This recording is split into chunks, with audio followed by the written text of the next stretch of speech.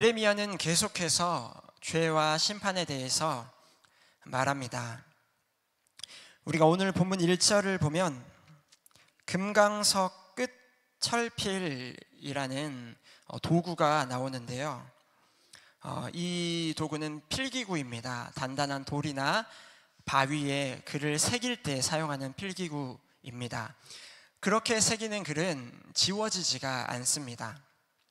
오늘 본문 1절에 이 죄가 이 철필로 판에 기록된다는 것은, 새겨진다는 것은 이제는 이 유다 백성들의 죄가 결코 지워질 수 없을 만큼 깊어졌다는 것을 의미합니다.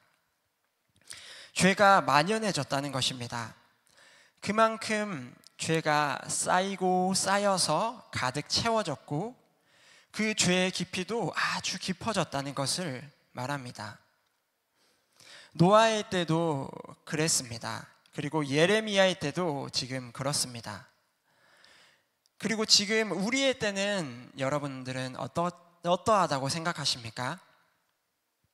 우리도 우리 주변에 깊어지는 죄의 모습들을 보고 있습니다. 충격적인 죄의 소식들을 우리가 들을 때에 때로는 두렵기도 합니다. 그리고 3절, 4절에서 하나님께서는 이렇게 말씀하십니다. 이제 심판하겠다. 너희가 세상에서 쌓아왔던 그 모든 것들이 무너질 것이고, 그뿐만 아니라 내가 너희에게 맡겼던 영적인 기업들도 다 무너지게 될 것이다 라고 말하고 있습니다. 이렇게 예레미야 선지자는 계속해서 죄와 심판에 대해서 말을 하고 있습니다. 그런데 특히 오늘 본문을 보면 우리 인간의 마음의 부패함에 대해서 말합니다. 우리가 오늘 첫 번째로 오늘 본문을 통하여서 보기 원하는 것은 부패한 마음에 대해 보기 원합니다. 9절을 보면 만물보다 거짓되고 심히 부패한 것은 마음이라. 이 땅에 그 어떠한 만물보다, 그 어떤 것보다도 더 부패되고 가장 부패된 것이 다른 것이 아니라 사람들의 마음이라고 합니다. 우리가 다른 말씀도 보겠습니다. 잠언 26장 25절입니다. 그 말이 좋을지라도 믿지 말 것은 그 마음에 7가지 가증한 것이 있음이니라. 잠언에서도 말합니다. 우리 사람들의 마음에는 7가지 가증한 것이 있다고 합니다. 이 잠언의 구절은 원수에 대한 말씀이기는 하지만 우리 모든 사람들의 마음에 적용해도 가능합니다. 성경에서는 7이라는 숫자는 완전수에 해당합니다. 완전수로 많이 사용합니다. 여기에서도 7이라는 단어를 완전하게 또는 완전한이라는 단어로 바꿔서 읽어도 가능합니다. 즉 사람의 마음은 완전히 가증하다, 사람의 마음은 완전히 부패했다라고 볼 수 있겠습니다. 이렇게 성경은 우리에게 분명히 전하고 있습니다. 우리의 마음은 완전히 부패했다. 맞습니다. 실제로 우리의 마음은 부패했습니다. 우리들의 마음에 선한 것이 있습니까? 로마서 7장 18절에서 19절에서는 내 속 곧 내 육신에 선한 것이 거하지 아니하는 줄을 아노니 원함은 내게 있으나 선을 행하는 것은 없노라. 내가 원하는 바 선은 행하지 아니하고 도리어 원하지 아니하는 바 악을 행하는도다 라고 말합니다. 우리가 이렇게 새벽에 나와서 예배로, 말씀으로, 기도로 하루를 시작하는 저희들조차 오늘 하루를 살아가면서 이 입으로 어떠한 것들이 나옵니까? 짜증이 섞인 말들이 나오곤 합니다. 분노가 담긴 말들이 나오고는 합니다. 그리고 누군가를 비난하고 깎아내리고 또 판단하는 말을 즐겨 하고는 합니다. 또한 우리의 머리로 우리가 하루 동안 어떠한 생각을 하게 됩니까? 우리의 생각에는 세상적인 것들로 채워지기 시작합니다. 누군가를 또 내 욕심의 정욕적인 것들로, 내 육신이 원하는 그 정욕의 것들로 채워지기 시작합니다. 제가 이번에 한국에 들어오면서 오랜만에 그 한국의 순두부 맛이 그리워서 순두부찌개를 해 먹었는데요. 그런데 날이 덥고 습해서 그런지 아침에 끓여둔 국이 바로 반나절 만에 맛이 변해서 못 먹고 버렸습니다. 국 하나도 이렇게 빠르게 상하고 맛이 변해버리는데, 9절 말씀을 보면 만물보다 힘이 부패한 것은 사람의 마음이라고 합니다. 우리의 마음이라고 합니다. 우리의 마음이 얼마나 쉽게 부패되고 변질되겠습니까? 그리고 음식이 부패하면 이제는 쓸모가 없어집니다. 아무리 비싼 음식일지라도, 아무리 맛있었던 음식일지라도 먹을 수 없어서 버려져야 합니다. 이처럼 우리의 마음도 부패한다면 하나님이 우리를 아무리 사랑하시고 또 우리에게 아무리 귀한 재능이 있고 또 은사가 있고 또 어떠한 것들이 있을지라도 하나님 앞에 쓰임받기가 어렵다는 것이죠. 하나님께서 쓰실 수 없는 그릇이 되고 맙니다. 이렇게 우리의 마음은 완전히 부패했습니다. 그런데 오늘 본문에서는 부패했을 뿐만 아니라 또한 그 부패한 마음을 감추며 살아간다고 합니다. 9절 하반절을 보면 누가 능히 이를 알리요마는 이라고 합니다. 내 부패한 마음을 다른 사람은 능히 알기 어렵다는 겁니다. 우리들은 그 부패한 마음을 감추면서 살아갑니다. 그냥 봐서는 상대방의 마음을 잘 알기가 어렵습니다. 10길 물속은 알아도 한 길 사람 속은 모른다는 말이 있듯이 그 속에 어떤 마음을 품고 있는지 우리가 알기가 어렵습니다. 그리고 우리가 겉으로는 아닌 듯하며 살아가기가 쉽죠. 그렇게 살아갑니다. 내 마음은 부패하지 않은 것처럼, 내 마음은 깨끗한 것처럼 그렇게 살아갑니다. 혹은 그렇지 않더라도 나조차도 내 심령을 잘 알지 못합니다. 우리는 그러한 존재입니다. 그리고 그렇게 살아가다 보니까, 그렇게 하루하루를 살아가다 보니 내 마음은 부패하지 않은데 라고 생각하게 됩니다. 죄에 대해서 점차 둔해지고 작은 죄악들은 이제는 가볍게 여기게 됩니다. 이제는 그게 일상이 되어갑니다. 우리가 아무렇지 않게 그렇게 살아갑니다. 하나님이 싫어하시는 생각을 내가 하고 있어도 아무렇지 않게 여깁니다. 부패한 마음인 거죠. 이렇게 우리의 마음은 완전히 부패했습니다. 파리들이 부패하고 썩은 음식에 좋아서 달라붙는 것처럼 세속적인 영들이 우리가 살아가는 동안에 자꾸만 찾아와서 들러붙습니다. 우리는 그것들을 알고 있습니까? 우리 하나님께서 이 새벽에 저와 여러분의 이 부패한 마음들을 스스로 발견할 수 있게 하시기를 원합니다. 우리는 부패한 마음을 가진 자들이며 우리 마음에는 선한 것이 하나도 없습니다. 우리는 먼저 그것을 이 말씀을 통하여서 직면해야 합니다. 그런데 그 부패한 마음을 온전케 하고 회복케 할 방법이 있습니다. 우리가 오늘 두 번째로 살펴볼 것은 우리의 부패한 심령에 새 생명을 불어넣기 위해서는 성령을 붙잡아야 한다는 것입니다. 9절 후반절부터 다시 보겠습니다. 누가 능히 이 부패한 마음을 알겠냐마는 나 여호와는 심장을 살피고 폐부를 시험하고 각각 그 행위와 그 행실대로 보응하나니. 아멘. 우리의 심장과 폐부까지 다 살피시고 우리의 모든 행위와 모든 행실을 다 아시는, 모든 것을 다 아시는 성령을 붙잡아야 합니다. 우리의 부패한 마음을 회복시킬 방법은 우리 하나님밖에 없습니다. 내 심장, 내 폐부 다 아시는 그분, 그 하나님만이 우리를 온전케 합니다. 우리의 심장과 폐부를 아신다는 말은 나의 내면에 아주 깊은 곳까지도 면밀하게, 아주 면밀하게 아신다는 것을 말합니다.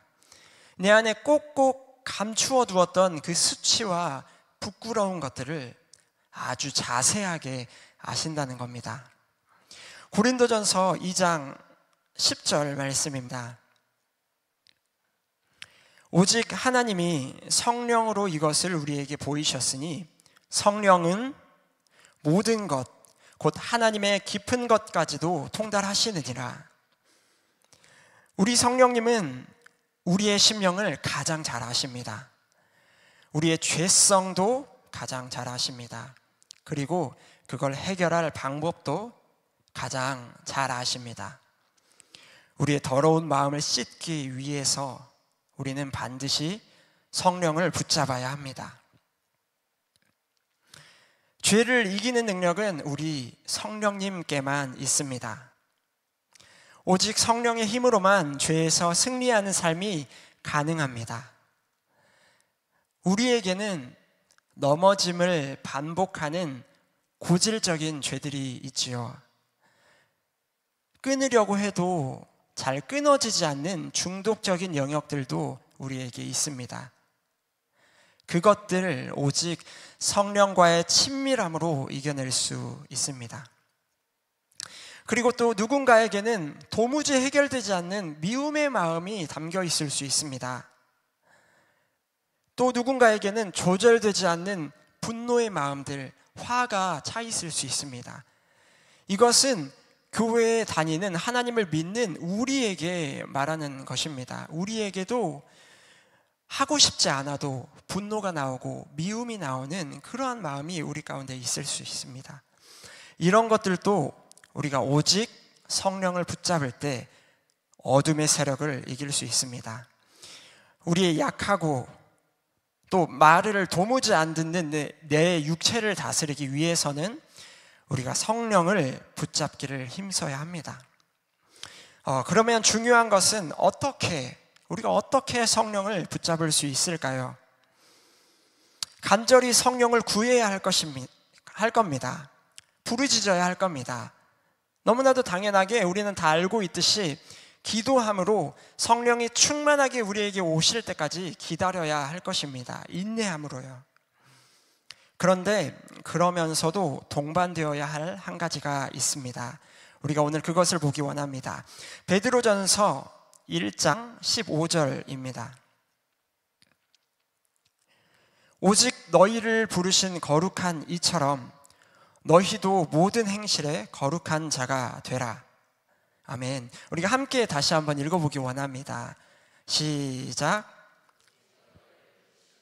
이처럼 너희도 모든 행실에 거룩한 자가 되라. 우리는 거룩을 품에 안아야 합니다. 우리는 거룩과 친구가 돼야 합니다. 그래야 거룩하신 성령님께서 우리에게로 오시기 때문입니다.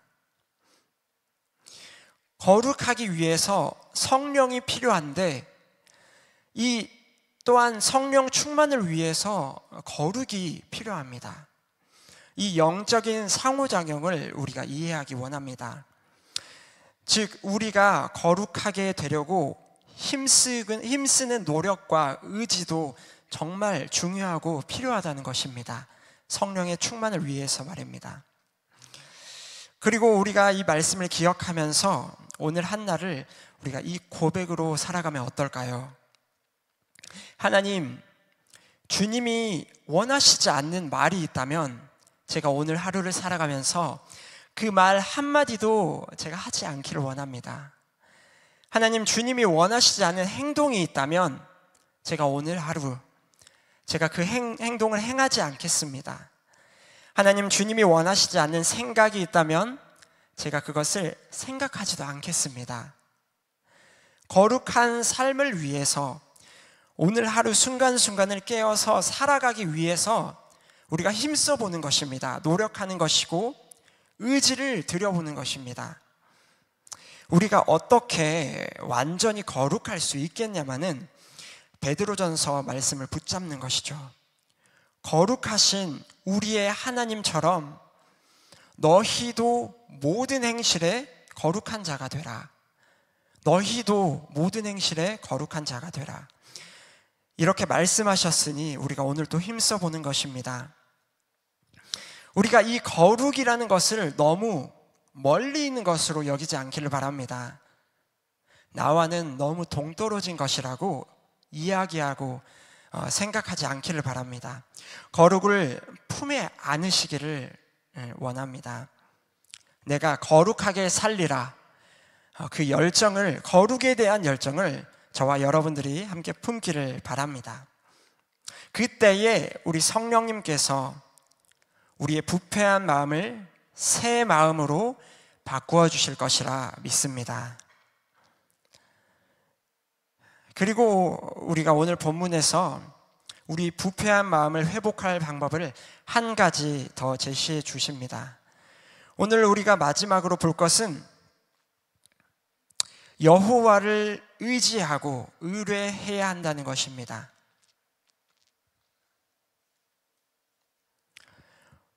우리가 7절, 오늘 본문 7절 말씀을 또 같이 한번 읽어보겠습니다. 7절 말씀입니다. 시작. 그러나 무릇 여호와를 의지하며 여호와를 의뢰하는 사람은 복을 받을 것이라. 우리가 다시 한번 이 예레미야 선지자가 살던 그 시대의 상황을 생각해 봅시다.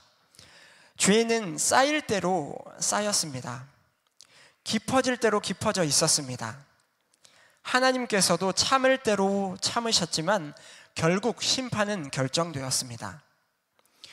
그 무거운 심판의 말씀을 하는 중에도 오늘 7절, 8절 말씀이 담겨 있는 것은 하나님의 자비하심이라 할 수 있습니다.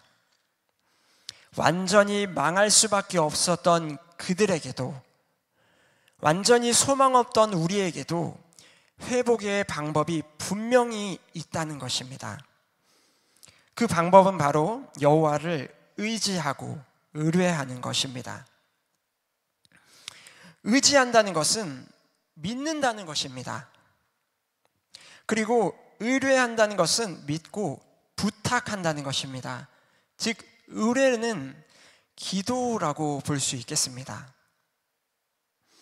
의지하는 것은 하나님을 믿는 것, 마음의 영역입니다. 우리의 마음의 영역입니다. 하나님을 믿는다는 게 무엇입니까? 내 상황이 지금 어떤 안 좋은 상황일지라도 그래도 하나님을 끝까지 믿고 따르는 것이 믿음입니다. 내가 지금 하고 있는 일의 결과가 어떤 결과를 맞이할지라도 그래도 하나님을 끝까지 믿고 따르는 것이 믿음입니다. 예를 들어서 친한 친구 사이에서나 동료와의 관계에서 믿음이라는 게 어떤 것이죠? 다른 사람들을 통해서 이상한 소문이 들릴지라도 아니야, 나는 그 친구 믿어, 나는 그 친구 진짜로 믿을 수 있어 라고 할 수 있는 게 믿음입니다. 하나님을 의지하는 것도 이와 같습니다. 우리가 하루하루를 살아가면서 그래도 우리 하나님은 선하시지, 그래도 우리 하나님은 공의로우시지, 내가 때로는 이해되지 않아도, 내가 그럼에도 불구하고 하나님은 여전히 일하고 계시지, 이렇게 고백할 수 있는 것이 하나님을 의지하는 것입니다. 그리고 의뢰하는 것은 기도하는 것입니다. 기도는 실천의 영역입니다. 기도를 하는 것입니다. 하나님 앞에 우리의 행동을 보여주는 것이죠.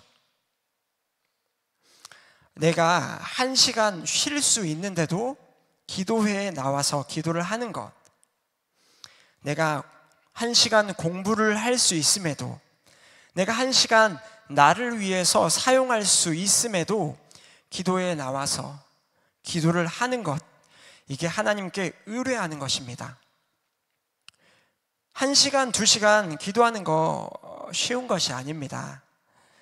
하지만 그 기도의 파워를 알면,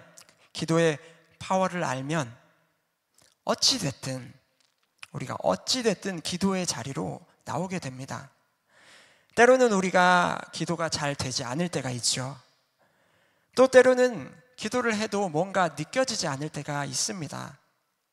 그럼에도 어찌됐든 기도의 자리로 나오게 됩니다. 기도의 능력을 믿기 때문입니다. 이게 하나님께 의뢰하는 자의 모습입니다. 저와 여러분이 정말로 하나님을 의지하고 하나님께 의뢰하는 자들이 되기를 바랍니다. 우리의 가정과 셀과 우리의 교회가 이런 교회 되기를 바랍니다. 이러한 자들에게는 영적인 복이 임하게 된다고 7절, 8절을 통해 볼 수 있습니다. 7절, 8절을 우리가 다시 한번 보겠습니다. 그러나 무릇 여호와를 의지하며 여호와를 의뢰하는 그 사람은 복을 받을 것이라. 그는 물가에 심어진 나무가 그 뿌리를 강변에 뻗치고 더위가 올지라도 두려워하지 아니하며 그 잎이 청청하며 가무는 해에도 걱정이 없고 결실이 그치지 아니함 같으리라. 무엇이라 말씀하고 있습니까? 우리의 인생의 날씨가 맑을 때뿐만 아니라 해가 뜨겁게 비추고 가뭄의 해가 찾아오더라도 두렵지 않을 것이라고 합니다. 그 이유는 하나님이 우리의 백이 되어주시기 때문입니다. 가뭄인데도 결실이 끊기지도 않는다고 합니다. 이 말씀처럼 우리 가정과 셀과 교회가 어떠한 가뭄과 같은 어려움들이 있을지라도 하나님을 의지할 때 생명력이 끊기지 않게 될 줄을 우리가 믿습니다. 하나님께 의뢰하며 함께 모여서 기도할 때 결실이 그치지 않게 될 것을 이 말씀을 붙들고 우리가 믿기 원합니다. 지금 선교 시즌입니다. 지금이 이 하나님께 의뢰할 수 있는 기회입니다. 함께 모여 기도할 수 있는 기도회가 있고 함께 모여 기도할 수 있는 기도의 공동체가 있다는 것은 정말로 소중한 것입니다. 이번에 한국에 들어와서 오랜만에 교회와 함께 기도의 자리에서 함께 기도를 했는데요. 함께 기도하는 것에 힘이 있다는 것을 새삼 느끼는 시간이었습니다. 혼자서, 둘이서 기도하는 것에도 정말 귀한 의미가 있지만 이렇게 성도님들이 함께 모여 기도하는 것에 엄청난 파워가 있구나, 이것을 깨닫습니다. 우리가 이 기간을 정말 기회 삼고 놓치지 않기를 바랍니다.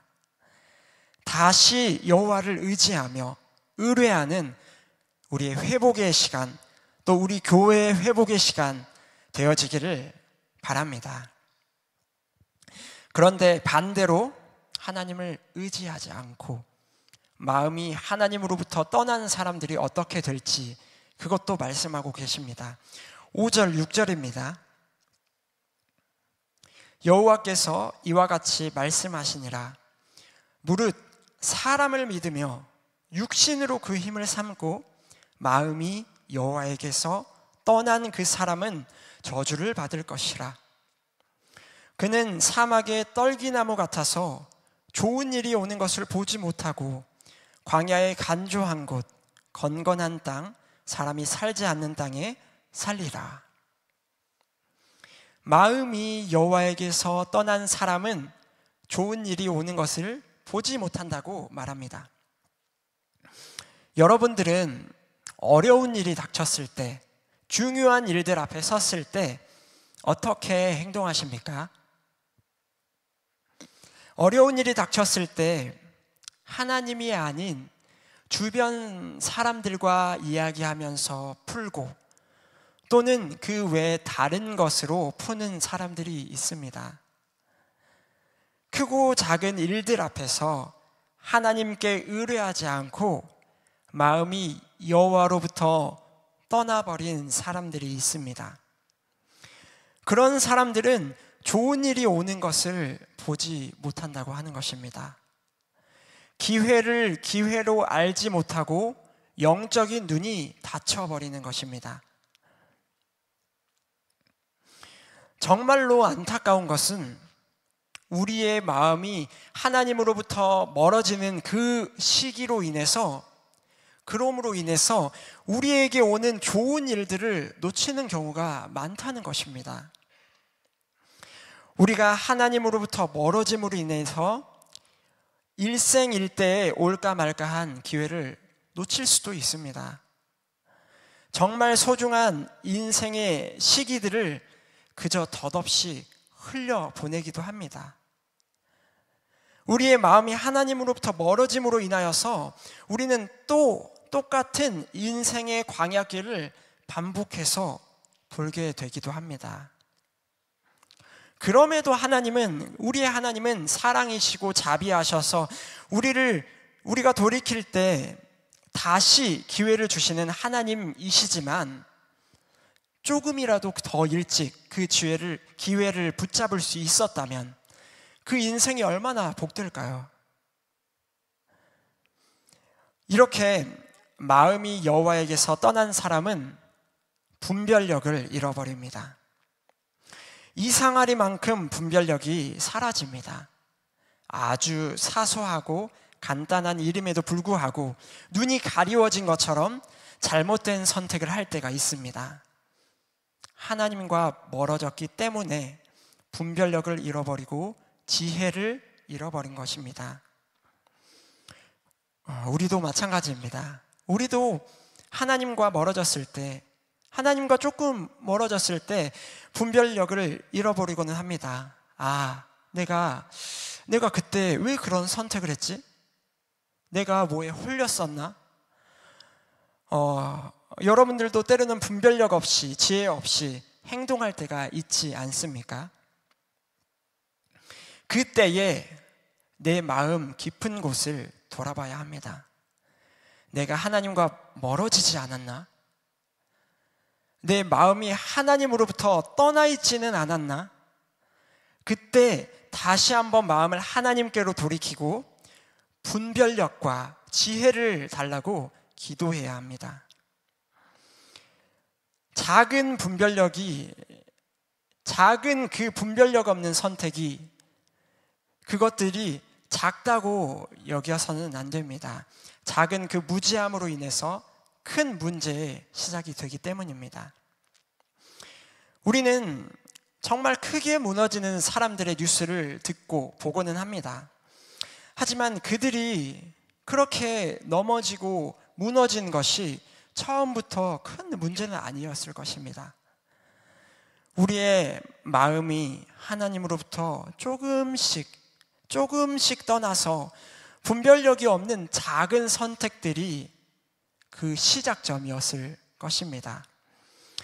우리가 이를 가볍게 여기지 않도록 하기 원합니다. 내 마음을 점검하고 내 영을 점검해야 되는 것입니다. 우리가 오직 하나님을 의지하며 의뢰해야만 하는 것입니다. 우리가 이처럼 우리의 크고 작은 일들 앞에서, 우리의 삶의 순간순간 앞에서 오직 하나님을 의지하며 의뢰하는 자들이 되기를 바랍니다. 말씀을 정리하겠습니다. 우리는 먼저 허락하신 말씀 앞에 겸손하게 서서 나의 부패된 마음을 볼 수 있는 은혜가 부어지기를 바랍니다. 우리는 부패된 마음을 가진 자들입니다. 그래서 우리는 오늘도 성령을 붙잡고 이 새벽에도 우리의 영혼이 새롭게 되어야 할 줄을 믿습니다.